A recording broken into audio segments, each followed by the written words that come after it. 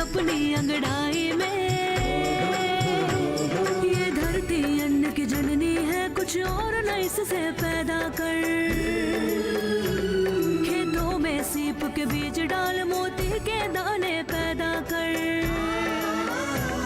खेतों को हर एक चूनर दे, सौ रंग दे फसल के फूलों को। फागुन को लाल गुलाल रंग दे, गीत सावन के झूलों को। नई सोच, नई सोच, नई सोच।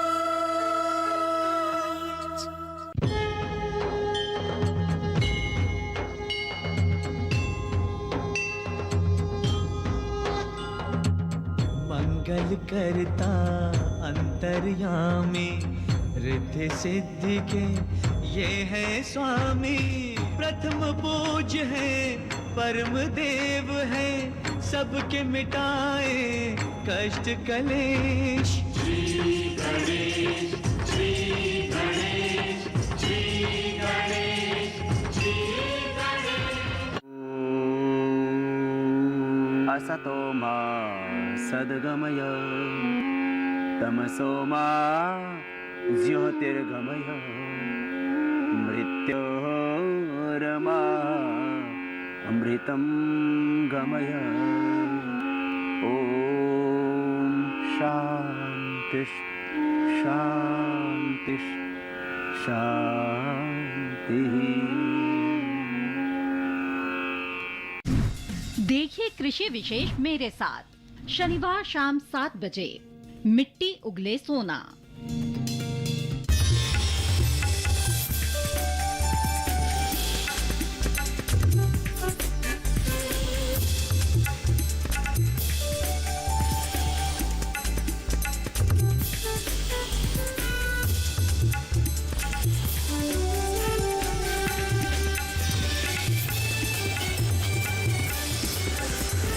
टीवी के साथ बदलते भारत की शान।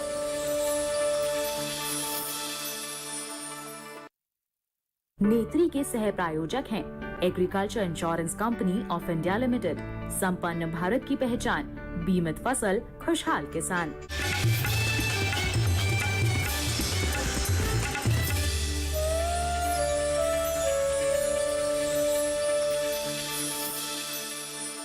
महिलाएं किसी भी समाज का स्तंभ होती है। हमारे आसपास महिलाएं, बेटियां, सहयोगी और अन्य कई भूमिकाओं को बड़ी कुशलता से निभाती है। लेकिन आज भी दुनिया के कई हिस्सों में समाज उनकी भूमिका और उनके बलिदानों को नज़रअंदाज करता है।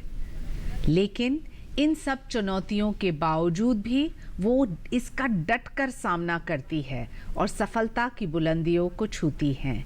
इन्हीं सब चुनौतियों भरी कहानी पर आधारित है हमारा कार्यक्रम नेत्री, महिला सांसद और उनकी कहानियाँ।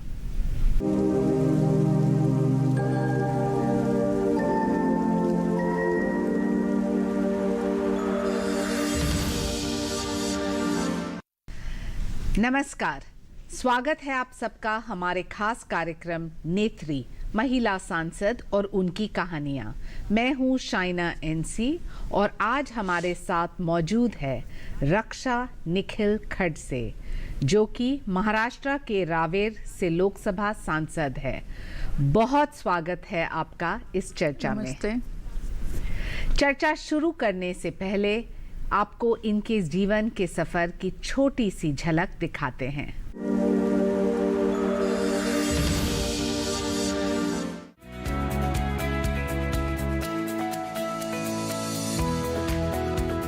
रक्षा निखिल खडसे का जन्म 13 मई 1987 में हुआ। Raksha Nikhil Khadse BSc computer science में स्नातक हैं। उन्होंने अपनी शिक्षा नासिक के KTHM महाविद्यालय से प्राप्त की। रक्षा निखिल खडसे महाराष्ट्र के अनुभवी और बड़े नेता एकनाथ खडसे की पुत्रवधू हैं। राजनीतिक परिवार में विवाह होने के बाद उन्होंने राजनीति में कदम रखा और उसकी शुरुआत उन्होंने कोतली गांव की सरपंच की भूमिका निभाकर की। वर्ष 2014 में वे रावेर लोकसभा क्षेत्र से चुनकर आईं और सांसद बनी। वर्ष 2019 के लोकसभा चुनावों में भी वे महाराष्ट्र के रावेर से विजयी रहीं।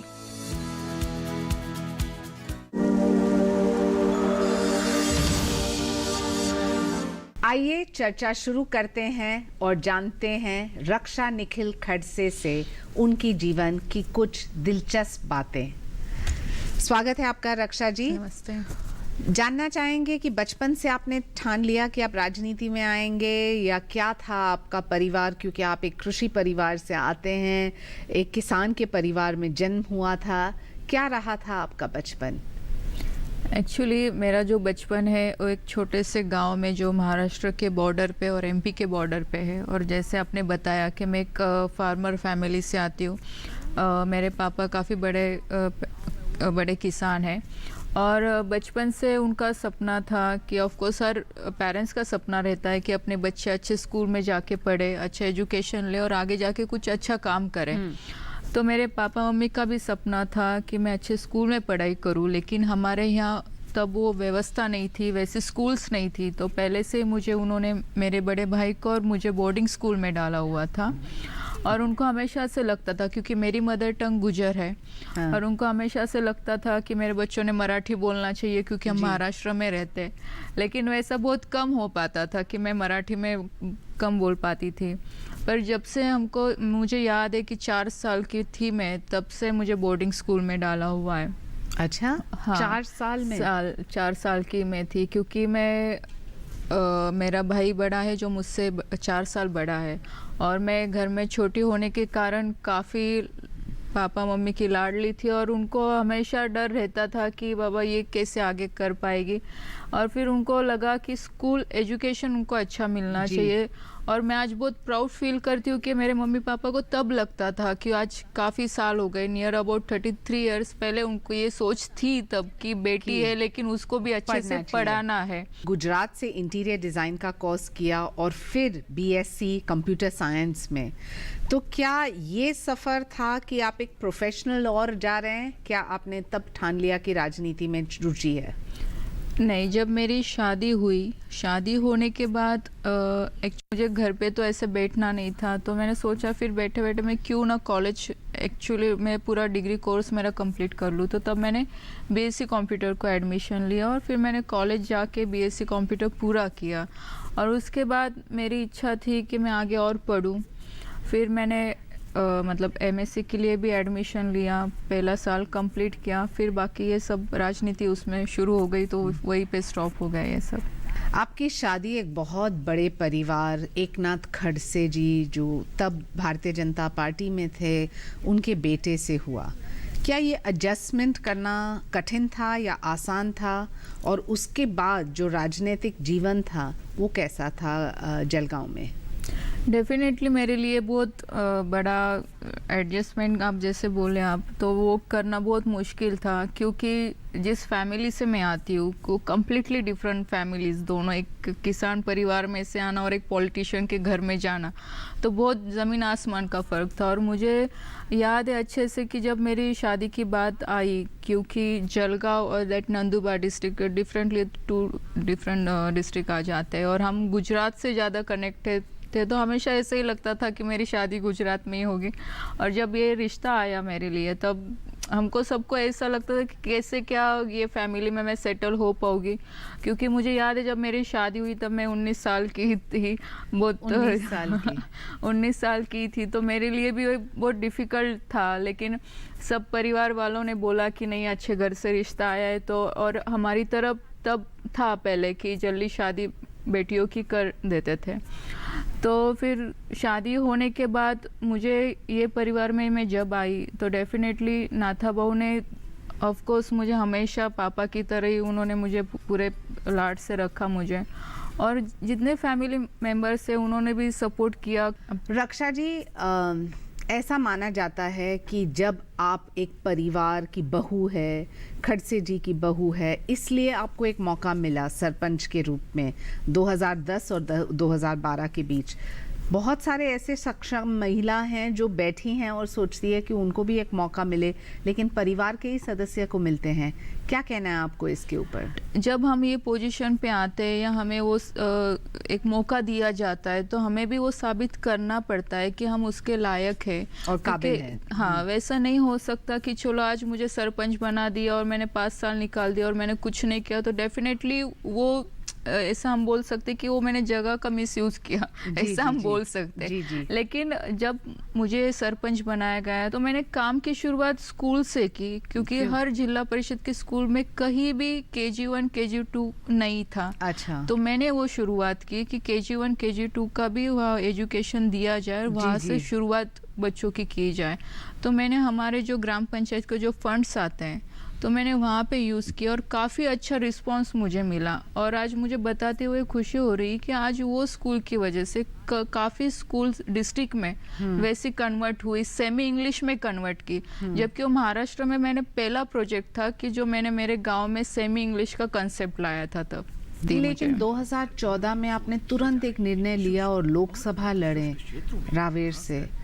तो क्या ये एक ऐसा मौका था जहां आपको लगता है कि सहानुभूति की वजह से आपको ये टिकट मिला, या रक्षा खड़से ने स्वयं कुछ किया इस वजह से, या क्या था आपके मन में विडंबना उस समय? जब निखिल जाने के बाद मैं 1 महीना ये सब होने के बाद मैं घर से निकली। मैंने जब खड़से साहब को भी बोला कि मुझे अभी काम करना है, क्योंकि मैं घर पे ये सब सिचुएशन में नहीं ज़्यादा रह सकती थी, क्योंकि वही सब आते रहता मन में और कहते हैं ना, और idle mind is the devil's workshop. तो इसीलिए फिर मैंने तब लोगों के बीच में ज़्यादा रहना पसंद किया। मैं ज़्यादा टाइम मेरे काम को देती थी, मतलब जिला पंचायत में थी मैं तब, हेल्थ और एजुकेशन मेरे पास था, उसकी चेयरमैन थी। तो मैं ज़्यादा से ज़्यादा टाइम लोगों के साथ स्पेंड करती थी। और मैं जब गांव में जाती थी, महिलाओं से मिलती थी, तो मेरे जैसे ऐसी कई महिलाएं मैंने देखी कि वो सिंगल है और उनको भी कहीं ना कहीं आधार चैलेंज है, ज़रूरत है। और मुझे ऐसा लगता था कि आज अगर मुझे मौका मिला है कि आज मैं जिला पंचायत के माध्यम से महिलाओं को कुछ मदद कर पाऊँ। धीरे धीरे मेरा काम बढ़ाया, पूरे मेरा मतलब जो क्षेत्र है वहाँ पे मैं घूमती रही। 1 साल भर मैंने काफ़ी हार्ड वर्क किया और उसके बाद 2014 में वो सिचुएशन वैसी तैयार हुई कि पार्टी को मुझे टिकट देना पड़ा। और क्योंकि आपको पता है कि जैसे आपने बताया, सहानुभूति तो ऑफ कोर्स थी, एक नाथाबाऊ का नाम मेरे साथ जुड़ा हुआ था, और उसके बावजूद महिला हूँ मैं और जिला पंचायत में भी मेरा काम था, तो लोगों को लगता था कि चलो इनको मौका दिया तो ये कर पाएगी। तो 2014 में जब आप पहली बार लोकसभा लड़े रावेर से, वहाँ आपने आपके बच्चों को भी लेके कैंपेनिंग किया। 2 बच्चे जो इतने छोटे छोटे हैं, कैसा रहा पूरा ये सफ़र? कैंपेनिंग वो मेरा पहला इतना बड़ा इलेक्शन था और सडनली 1 साल के बाद, जब निखिल जाने के बाद 2013 में उनका निधन हुआ और 2014 में मुझे इलेक्शन लड़ना पड़ा। और कभी मैं मतलब ठीक है, गांव की सरपंच, जिला पंचायत के मेंबर और डायरेक्टली संसद में आना, ये बहुत बड़ा जंप है। हाँ, जंप भी है और बहुत बड़ा चैलेंज भी है जी। लेकिन जब और बहुत बड़ा क्षेत्र भी आ जाता है, क्योंकि जिला पंचायत में काम करना वो एक लिमिटेड 20 गांव का आपका एक क्षेत्र रहता है, लेकिन यहाँ नियर अबाउट 1400 गांव मुझे घूमने थे, लोगों के बीच जाने थे कहीं, क्योंकि मेरे 2 डिस्ट्रिक्ट आते, दैट बुल्ढाना और जलगांव। तो बुल्ढाना में मैं किसी को पहचानती नहीं थी, वहाँ के लोगों के लिए मैं नहीं थी, लेकिन ये सब करते करते काफ़ी सपोर्ट लोगों का मिला। ऑफ कोर्स बच्चों के लिए भी एक ये नया था कि मम्मी हमारी क्या कर रही है, तो उनको भी मैंने कैंपेनिंग के वक्त 2-3 जगह पे वो मेरे साथ आए और उनको भी तब धीरे धीरे तब समझ आने लगा कि हमारी मम्मी क्या करती है। वक्त हो गया है एक छोटे से ब्रेक का, कहीं मत जाइएगा।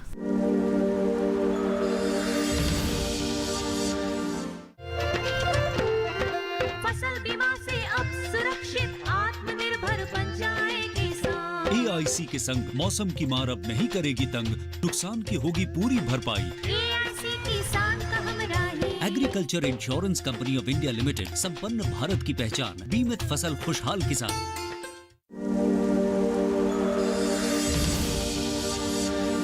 ब्रेक के बाद एक बार फिर आप सबका स्वागत है। आइए इस चर्चा को आगे बढ़ाते हैं और रक्षा खड़से से जानते हैं उनके संघर्ष। रक्षा जी, आपने सही कहा कि जिला से डायरेक्ट सांसद, और वो भी एक फैमिली ट्रेजेडी, और इतनी बड़ी ट्रेजेडी के बाद उसके बाद एक सिचुएशन आता है 2014 में, जहां आप यंगेस्ट मेंबर ऑफ पार्लियामेंट थी, 26 साल की। शायद हीना गावित जो नंदुरबार से है वो भी आपके साथ। तो बहुत सारे उम्मीद होते हैं, तो ये प्रेशर थोड़ा ज़्यादा था तब? बहुत ज़्यादा प्रेशर था, क्योंकि एक जगह मुझे खुशी भी थी कि चलो आज हम मोदी जी की टीम में काम कर रहे हैं, क्योंकि इतना बड़ा प्लेटफॉर्म मिलना ये मुझ में बहुत बड़ी बात थी कि आज इतने बड़े प्लेटफॉर्म पे मुझे आज यहाँ संसद तक लोगों ने पहुँचाया, पार्टी ने पहुँचाया यहाँ तक। और मोदी जी के साथ काम करना, मतलब एक जगह मुझे खुशी भी उतनी वो चीज़ की थी कि चलो मैं आज संसद में आके काम कर रही हूँ। आज जहाँ पूरे कंट्री से वहाँ पे लोग चुन के आते हैं, और आज मुझे उनके साथ काम करने का मौका मिल रहा है। और दूसरी जगह मुझे ये डर भी था कि मैं कर पाऊँगी या नहीं कर पाऊँगी, क्योंकि ठीक है आप लोगों ने आपको चुन के दिया, लेकिन आगे के चैलेंजेस आपके साथ इतने थे। लेकिन आपके कंस्टिट्यूंसी के कौन से ऐसे प्रॉब्लम्स हैं जहां 2014 में आपको लगता है कि ये समस्या का समाधान हुआ है? 2014 से तो अभी तक मुझे लगता है कि हमारे यहाँ हाईवे का सबसे बड़ा इशू था, तो कई सालों से पेंडिंग इश्यूज था। उसके बाद रेलवे, जो भुसावल जो है, जो रेलवे का सबसे बड़ा डिवीज़न माना जाता है, तो वहाँ की काफ़ी समस्या थी, वो हमने सॉल्व आउट की आरओबी के माध्यम से। मतलब जब बीजेपी का गवर्नमेंट सेंट्रल में, मतलब ऑफ कोर्स मोदी जी के साथ हम काम कर रहे हैं। ये सेंट्रल योजनास का फ़ायदा होता है आपको? हाँ, काफ़ी हुआ। मतलब मैं तो मानती हूँ कि मेरे क्षेत्र में हमने जितने भी काम किए, मतलब नेशनल हाईवे का काम मैंने पूरा कंप्लीट किया। उसके बाद रेलवे के कई काम, मतलब जो इससे पहले कभी हुए नहीं थे। जब हमारी सरकार, भारतीय जनता पार्टी की सरकार आने के बाद, मोदी जी के अध्यक्षता के हमने ये सब काम किए, काफ़ी काम किए हमने। और मुझे लगता है कि फंड्स की कहीं कमतरता हमको नहीं दिखी। उसके बाद जो किसानों के लिए, क्योंकि मेरा जो एरिया आता है वो सब बनाना, वहाँ पे सब एग्रीकल्चर लोग जो है सब किसान है, बनाना की खेती काफ़ी बड़े पैमाने पर करते हैं, तो उनके लिए काफ़ी योजनाएं हमने वहाँ पे लेके गए।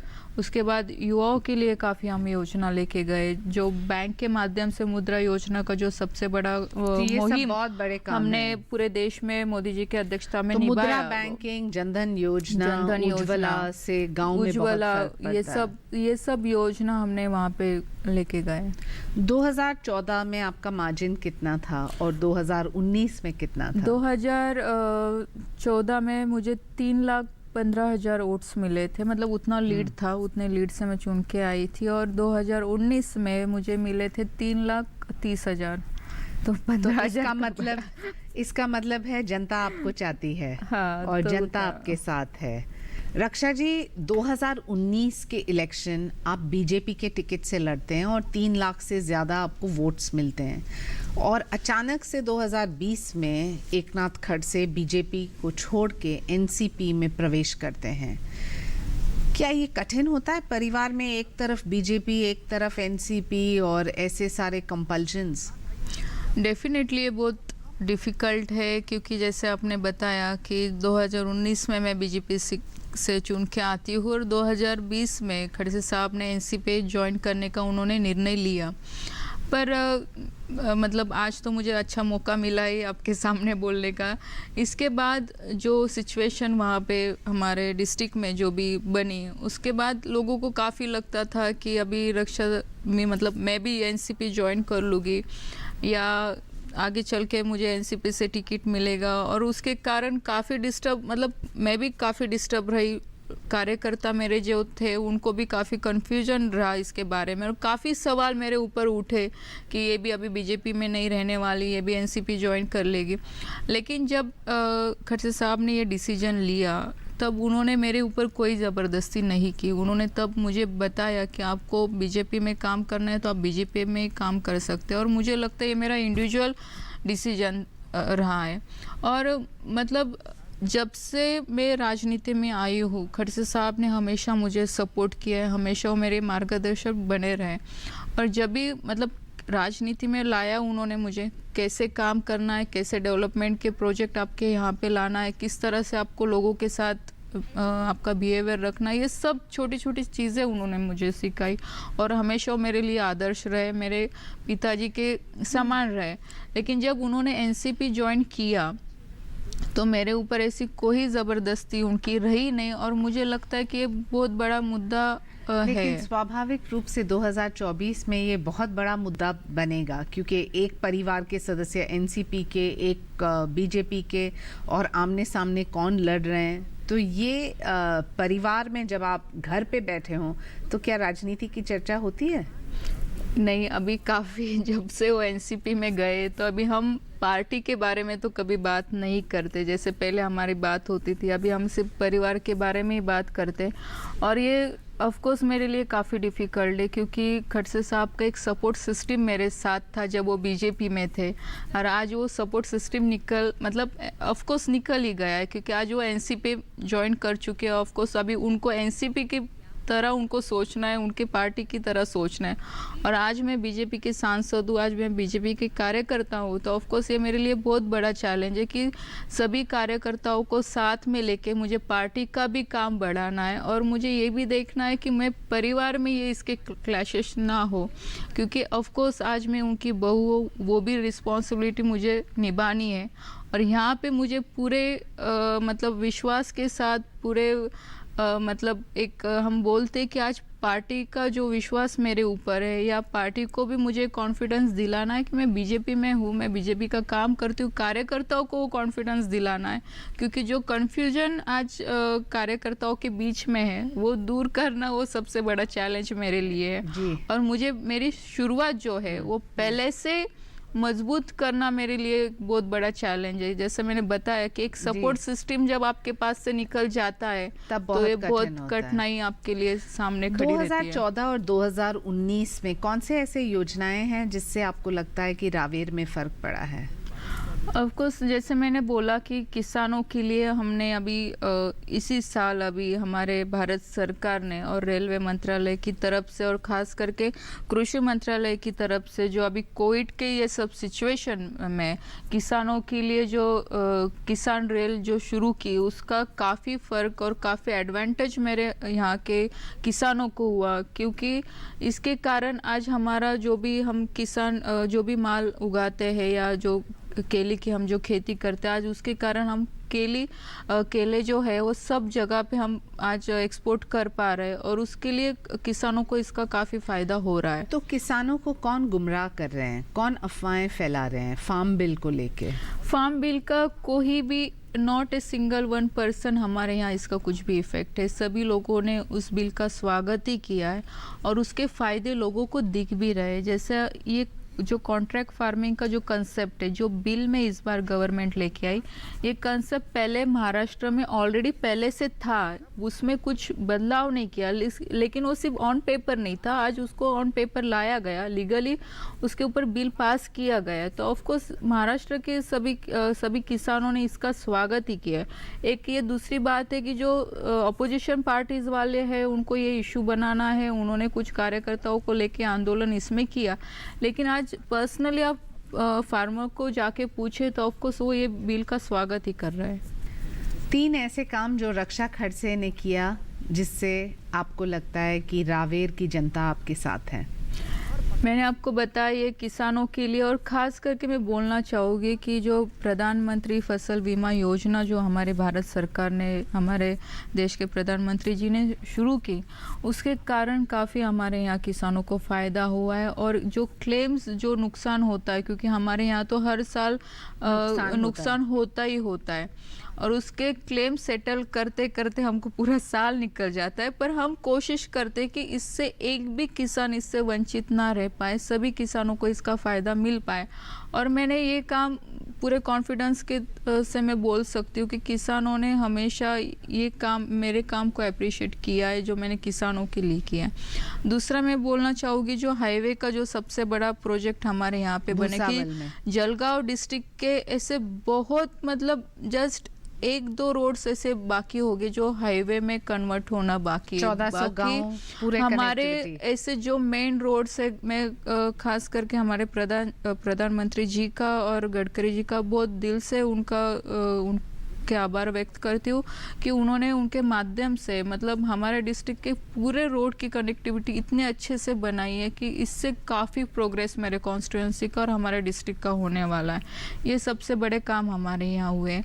और जो अभी हमारे भारत सरकार की जो रू अर्बन करके योजना है, जो क्लस्टर प्रोग्राम है कि जिसके माध्यम से हम महिलाओं के लिए वहाँ पे प्रोजेक्ट बना रहे हैं। और रक्षा जी, जब आप राजनीति में व्यस्त नहीं तो आपके बच्चे के साथ आप कैसे समय बिताते हैं? बच्चों के साथ तो समय मिलना ये तो बहुत डिफ़िकल्टी होता है, क्योंकि ऐसा हो ही नहीं पाता कि राजनीति में हम बिजी ना रह पाए, क्योंकि कंटिन्यू आपको ये 24 आवर्स आपकी ड्यूटी, मतलब आप रात ये भी के तो एक बलिदान है। ऑफ कोर्स है, क्योंकि मुझे पता है कि मेरे बच्चे अभी मुंबई में पढ़ते हैं दोनों। मेरा बेटा अभी 4th स्टैंडर्ड में, बेटी अभी मेरी 7th स्टैंडर्ड में।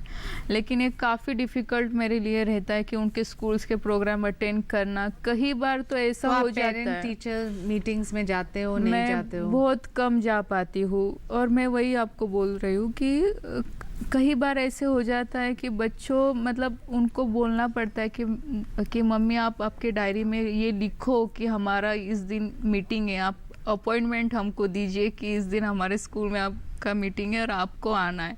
लेकिन और तब वो स्वीकार करते हैं आपको?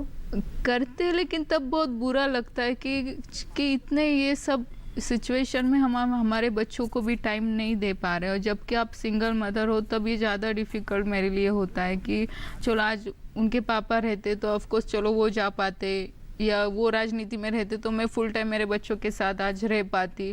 और मुझे ये चीज़ हमेशा फील होती है कि आज मैं अगर निखिल रहते तो ऑफ कोर्स मुझे नहीं लगता कि मैं राजनीति में आगे इतना कंटिन्यू कर पाती, मैं पूरा टाइम मेरे बच्चों के साथ दे पाती। लेकिन आज वैसी सिचुएशन नहीं है। आज मुझे राजनीति भी संभालनी है, घर को भी संभालना है, बच्चों को भी संभालना है, और ये सबसे बड़ा टास्क मेरे लिए है। और स्कूल की जब उनकी बात आती है तो कई बार मेरी भाग दौड़ होती है। मतलब एक आध दिन तो ऐसा आता है कि मुझे रात को भुसावल से बैठ के सुबह 4 बजे मुंबई एयरपोर्ट पहुंचना है। मुंबई एयरपोर्ट से मुझे दिल्ली आना है, दिल्ली मीटिंग अटेंड कर मुझे वापस शाम की फ़्लाइट लेके मुंबई पहुंचना है। दूसरे दिन बच्चों के प्रोग्राम अटेंड करके, उनकी मीटिंग अटेंड करके, टीचर को मिलके रिटर्न मेरे कॉन्स्टिट्यूंसी में आना है। ऐसा भी हमें कई बार एडजस्ट करना पड़ता है और बच्चों का मूड भी संभालना पड़ता है, क्योंकि ऑफ कोर्स उनको भी लगता है कि मम्मी ने हमारे साथ टाइम स्पेंड करना चाहिए। पर जब से मेरे बच्चे बड़े हो रहे तब से उन्होंने ये सब मेरा फील्ड भी देखा है, और मैं भी हमेशा उनके साथ मेरी ये सब बातें शेयर करती रहती हूँ। उनको कई बार मैं फील्ड पे भी लेके जाती हूँ, क्योंकि उनके मन में भी ये नहीं रहना चाहिए कि हमारी मम्मी दिन भर बाहर क्या करती है जी। तो उनको ये बताना भी उतना ही बहुत ज़रूरी है कि देखो मैं जाके बाहर क्या करती हूँ, आप भी आइए, आप भी देखिए मैं क्या करती हूँ। तो वो मैं हमेशा करती रहती हूँ। तो उनको वो एक रहता है कि नहीं मम्मी काम कर रही है, मम्मी लोगों के प्रॉब्लम सॉल्व करती है, उनके साथ कुछ जो बातें वो करती है, तो वो थोड़ा शांत रहता है। अंत में मैं चाहूँगी कि मराठी में आप एक संदेश दें उन महिलाओं को जो आज डीडी किसान पे इस कार्यक्रम को देख रहे हैं और रक्षा खडसे के संघर्षों के बावजूद उनको एक आदर्श मानते हैं। मी सगळ्या महिलांना एवढंच सांगेल की नक्कीच संघर्ष हा प्रत्येक महिलाच्या आयुष्यामध्ये आहे, पण त्या संघर्षाला न घाबरता आपण त्या संघर्ष करत राहावा। नक्कीच ह्या संघर्षामधनं एक नवीन महिला, एक आपल्यातली नवी ऊर्जा ही नेहमी पुढे येत असते आणि ह्या ऊर्जेने आपण आपलं पुढचं आयुष्य हे खूप चांगल्या पद्धतीने जगू शकतो आणि इतर महिलांना सुद्धा खूप चांगला आदर्श, खूप चांगला सपोर्ट आपण आपल्या माध्यमातून देऊ शकतो। म्हणून कोणत्याही सिच्युएशनला किंवा कोणत्याही प्रॉब्लेमला न घाबरता आपण तेवढ्याच मजबूतीने सगळ्या प्रॉब्लेमला समोर जावं, एवढंच आजच्या कार्यक्रमाच्या निमित्ताने मी सांगते। नमस्कार और बहुत बहुत धन्यवाद। Thank you. तो देखा आपने महिला सांसद रक्षा निखिल खडसे की कहानी, जो आज महिलाओं के लिए एक प्रेरणा है। पारिवारिक संघर्षों के बावजूद उनकी सफलता की प्राप्ति। आज शो में बस इतना ही, फिर मिलेंगे किसी और महिला सांसद से और जानेंगे उनकी संघर्षों की कहानी। मुझे अनुमति दे। नमस्कार।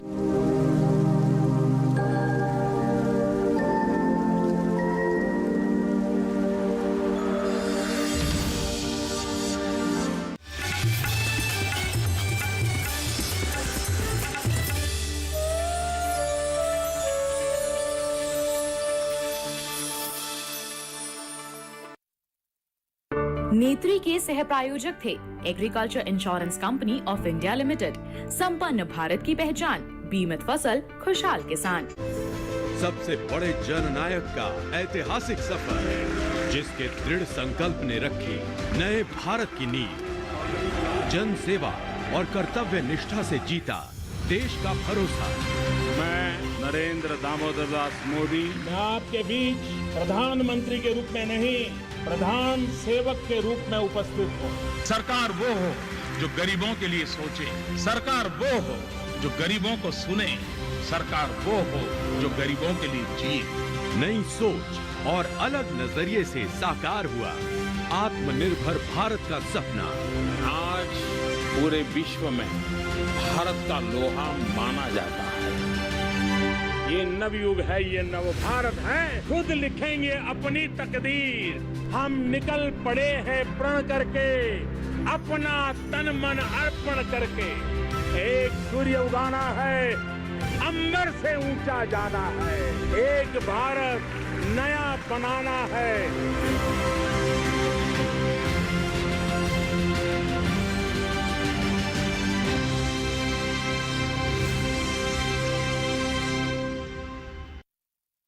जिस खानदान में ब्याह कराई हो, उस खानदान की औरतें माँ नहीं बन सकती। अगर 15 महीने के अंदर मेरी बहू माँ नहीं बन सकती तो मैं इस गांव को ये मुखिया का पद छोड़कर हमेशा हमेशा के लिए चली जाऊँ। मैं माँ नहीं बनना चाहती। ना रहेगा खिलाड़ी, ना बिछेगी बिसा। तोरा मन दर्पण कहलाए।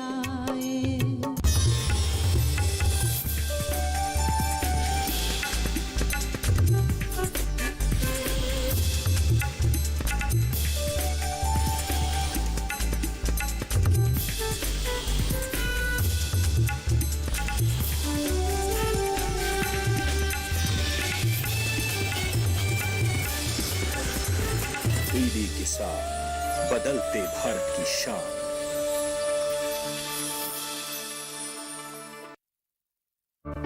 मौसम खबर के प्रायोजक थे agriculture insurance company of India limited, संपन्न भारत की पहचान, बीमित फसल, खुशहाल किसान।